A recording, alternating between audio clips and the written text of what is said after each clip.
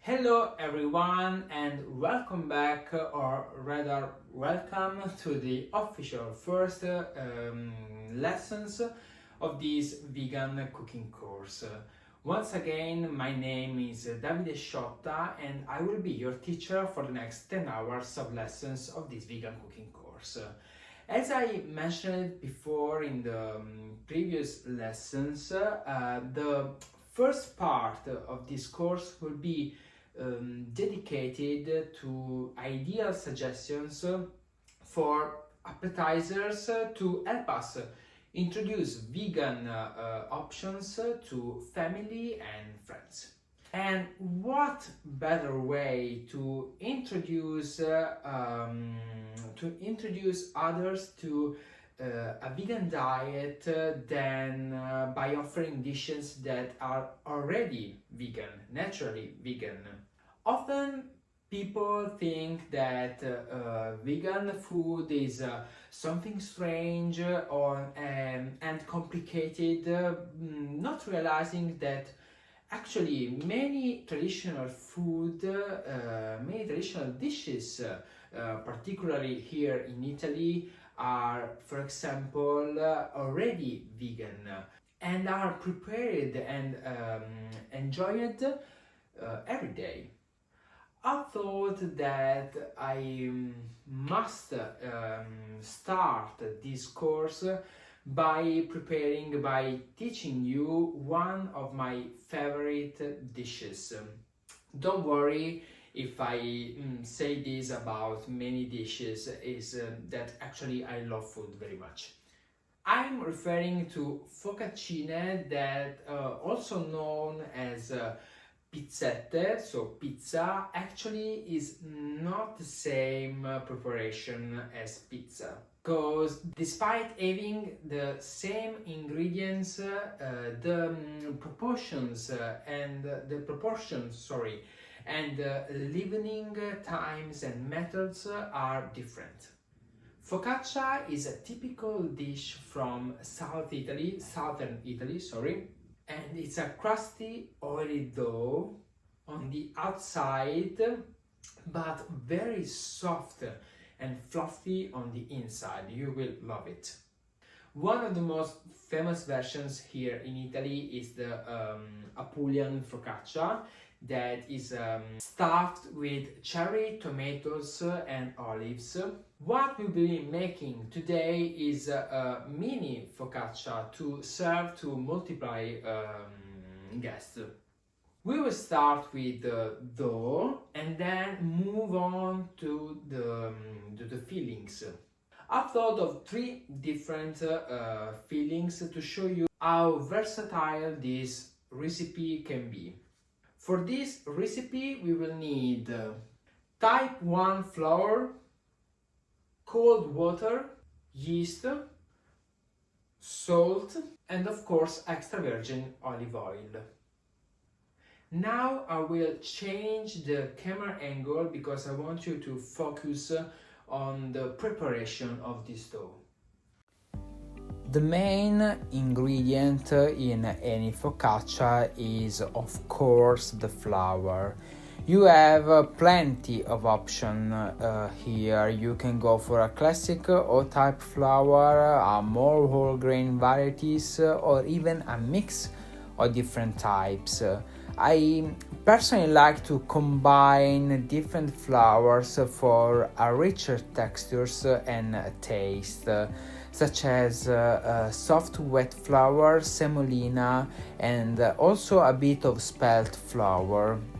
This combination gives the focaccia a great balance between softness and a slight crunch.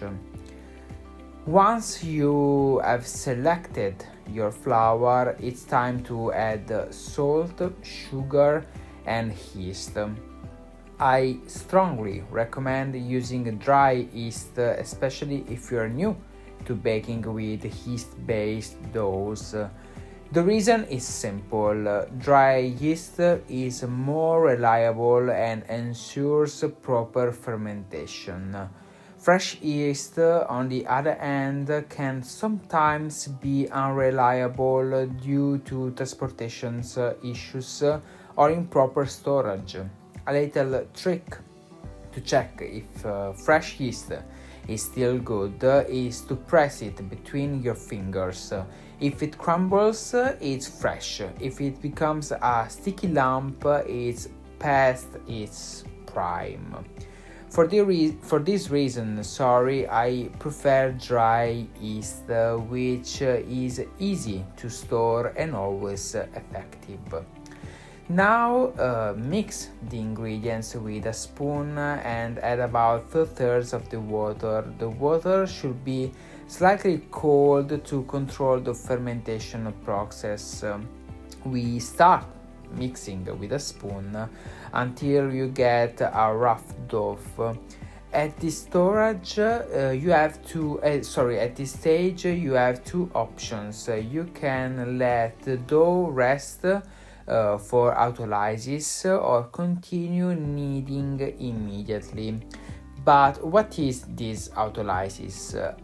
Autolysis is a process where you let the flour absorb the water before adding salt and yeast. This helps the gluten develop naturally, making the dough easier to work with later on. Actually, you can also have the autolysis when you have already added the yeast.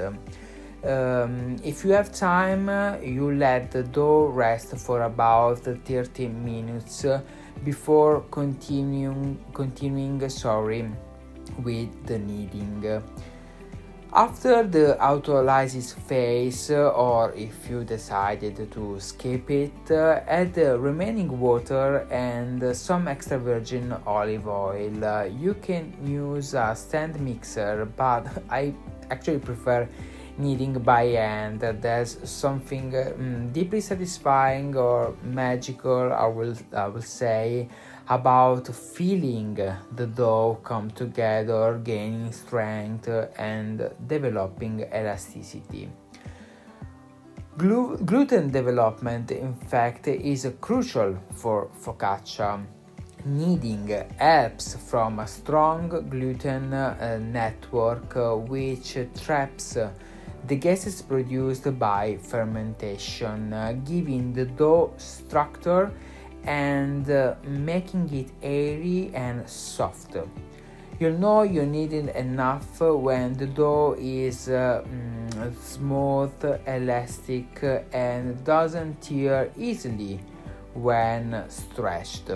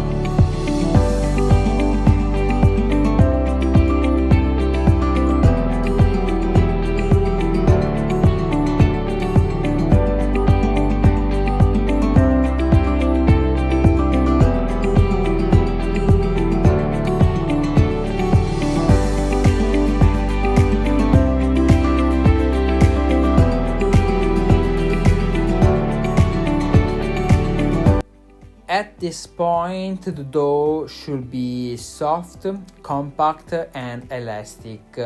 Now it's time to give it some folds to reinforce its structure. Okay, what are these strengthening folds? These folds helps create structure and strength in the dough. To do this, stretch one side of the dough and fold it over itself. Then repeat it on all sides.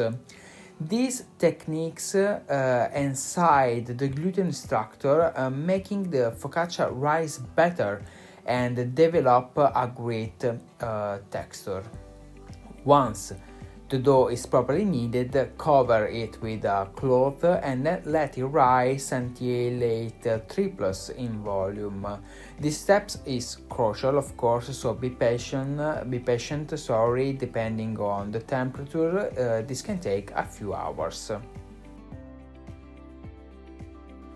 While the dough is rising, let's prepare the toppings. I like to keep things classic with onions, cherry tomatoes and olives, but of course you can choose the topping you prefer. For the onions, we have to slice them thinly and choose between two methods, okay? We can either cook them lightly in a pan with some salt and sugar, or marinate them with olive oil, salt, sugar and a little bit of apple cider vinegar. I prefer actually the second method as it keeps the onions crunchy even after baking.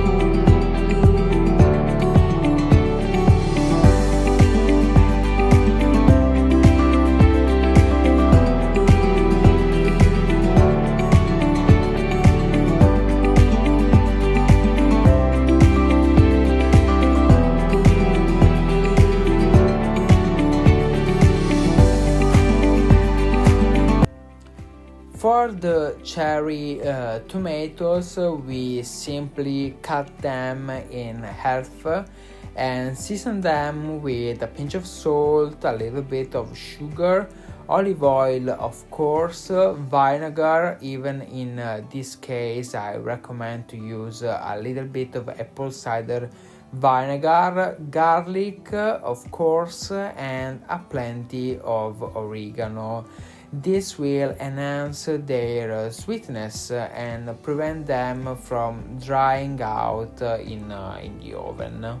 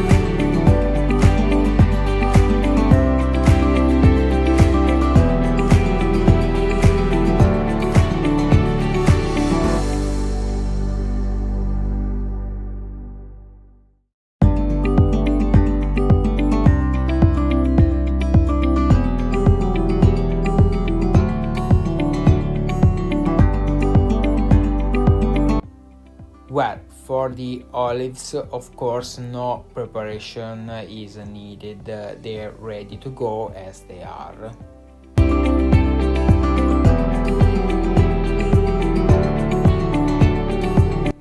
Once the dough has risen, we transfer it to a lightly oiled surface. Using a dough scraper, we divided it into equal portions depending on the size of the focaccia we want. I usually divide it into 6 portions.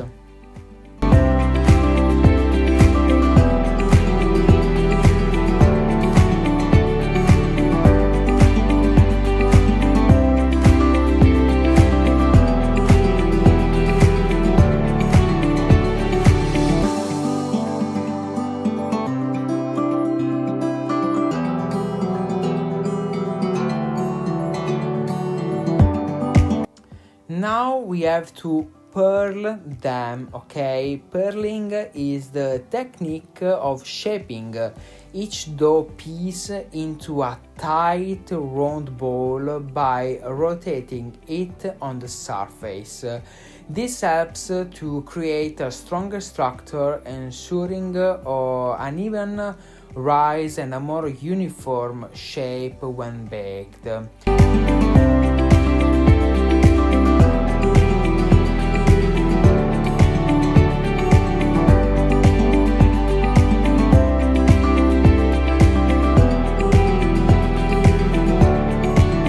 Once shaped, we place the dough balls on a baking sheet lined with parchment paper.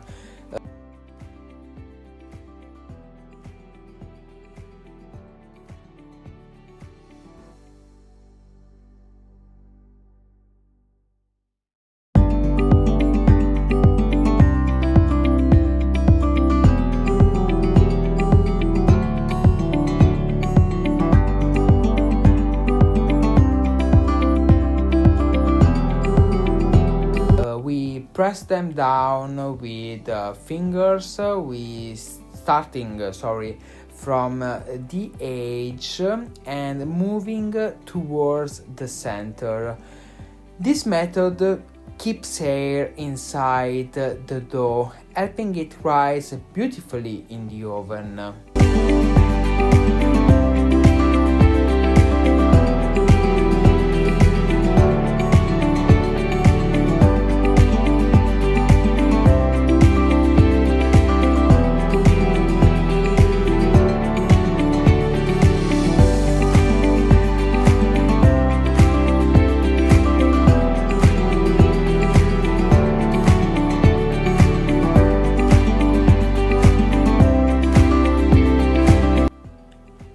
Now it's time to add prepared toppings. We place first of all the olives, then the cherry tomatoes cut side down. This prevents them from drying out and keeps their juices inside the dough. Scatter the olives and onions, then sprinkle some oregano over the tomato focaccias. We let the focaccia rise for another 30 minutes before baking.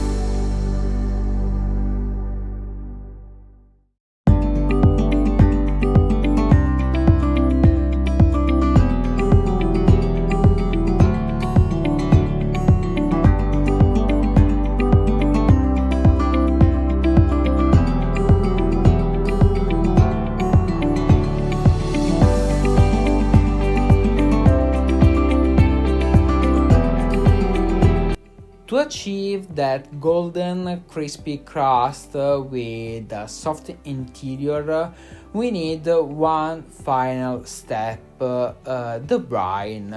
We simply mix water, olive oil and salt. Then we drizzle it over the raisin focaccias.